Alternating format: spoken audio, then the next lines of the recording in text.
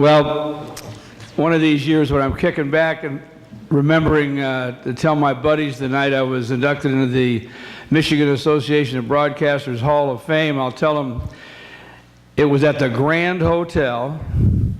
John Dingell and Carl Levin were honored, and the great Frank Kelly was in the house. Yeah. And they will know it was a heck of a night. And it was also a few days before Jim Brandstatter kicked off his career as play-by-play announcer for Michigan, and he's already going to be in the Hall of Fame before the kickoff on Saturday. Our second Hall of Fame recipient is no stranger to the sports arena either. In fact, you might say, while his career path is similar to our previous inductee, his loyalties rest elsewhere. Jim Brandstatter is the play-by-play announcer and analyst for University of Michigan and Detroit Lions football. Brandstatter has been a Michigan sportscaster since his graduation from the U of M in 1972. That doesn't seem possible, Jim, really? I know. Where he was a football letterman as an offensive lineman and helped the Wolverines win 2 Big Ten titles, correct? And 2 Rose Bowls. Participated in 2 Rose Bowls. Yeah. They were there. Well, they were there. You were there.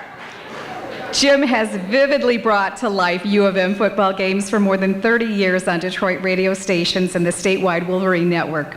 In addition to his colorful commentary, Jim hosts Inside Michigan Football, the U of M Coaches Show, from former coach Bo Schembechler and to current coach Brady Hoke. Jim has been entertaining fans of that show since 1980 and has won a number of awards doing so. In his role with the Detroit Lions since 1987, Brandstatter is one of the longest tenured color analysts for a single team. He is a published author, and his first book, called Tales from Michigan Stadium, was a best-selling sports publication. When he's not broadcasting, he frequently emcees sports banquets, giving motivational speeches to aspiring sportscasters. His sense of humor and his ability to inspire motivate people to make him a great asset in the sports broadcasting community. Please help me in congratulating, well, of course you know who is married to there. I just want you to know. Yes, I do. Robbie's husband, Jim Brandstatter. Please come on up, Jim, and get your award. Congratulations. Thank you. Thanks so much. Good job. Think of the movie In the Heat of the Night. Rod Steiger, Sidney Poitier. Think of Sidney Poitier drawing himself up, looking at Rod Steiger. They call me Mr. Timmons because I am married to Robbie Timmons. And when we go to events, it's great. We go to news events. Robbie's a Michigan Association of Broadcasters Hall of Fame member. She was inducted last year. Well deserved, and should have been in 100 years ago. But anyway, whenever we go to news events, wonderful women, a little elderly, come up and they just love Robbie. They touch her. Oh, you were so good. I watched you every night. And they turn and look at me and they go, and you must be Mr. Timmons. And the explanation, I figure, is going to be too long, so I say, yes, how are you?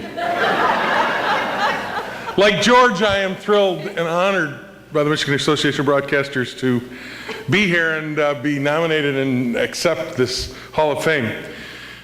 Senator Levin, Congressman Dingell, Congressman-elect Debbie Dingell, Senator Richardville, Senator Smith, men and women of our armed services, the Honorable Frank Kelly, fellow honorees, past honorees.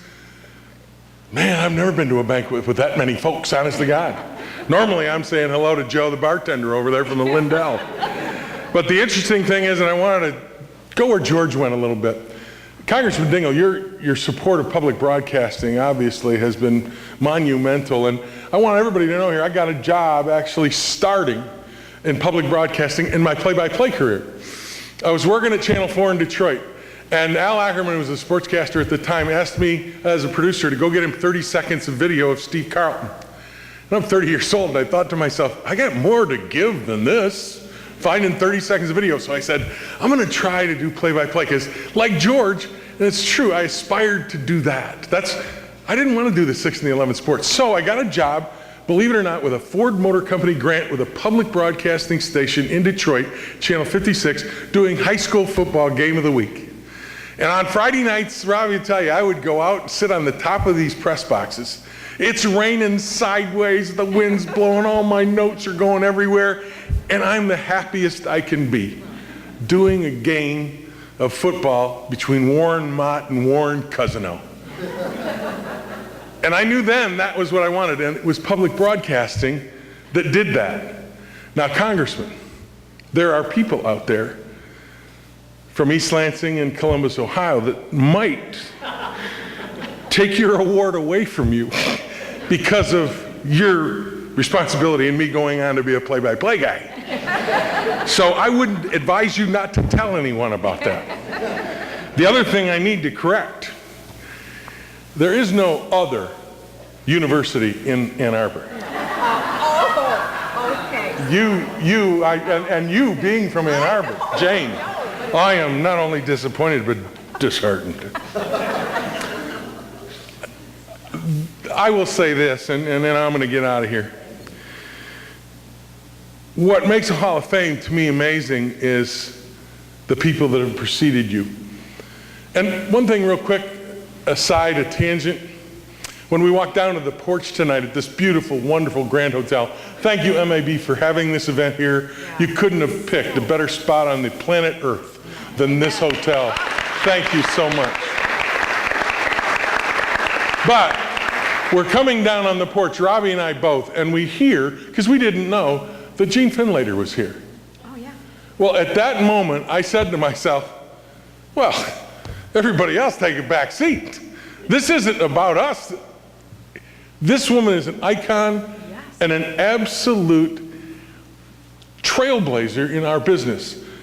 And it is a privilege for me to be in the same room. Gene Finlater.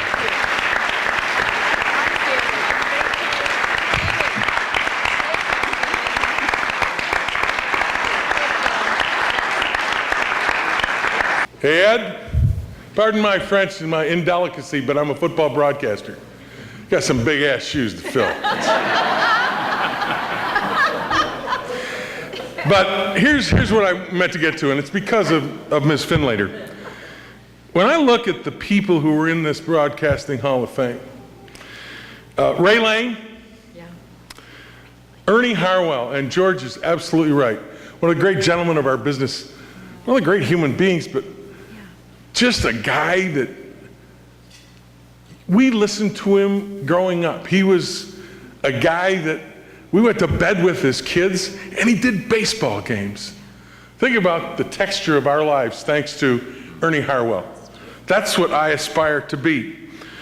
Dick Parton and J.T. McCarthy, excuse me, were there better morning drive hosts who shaped radio more than those two guys? Grace Gilchrist, followed Gene Finlater at Channel 7. Sonny Elliott, a dear friend of mine, who taught me so much when I first got my job at Channel 4. Recently, about a month ago, we laid his bride away. She passed away. Lovely Annette. And it was a sad thing because that era, the Sonny Elliott and that era kind of passed. Bill Bonds, and of course, George. When I go in a Hall of Fame with those names, ladies and gentlemen, it is my honor. It is my privilege. It is humbling to me because these people are icons and my heroes. People like Carol White deserve to be in this Hall of Fame. She is because of her great work with the Michigan Association of Broadcasters. Those are people that make a difference. So for me to be included, I can't thank you enough. Good night.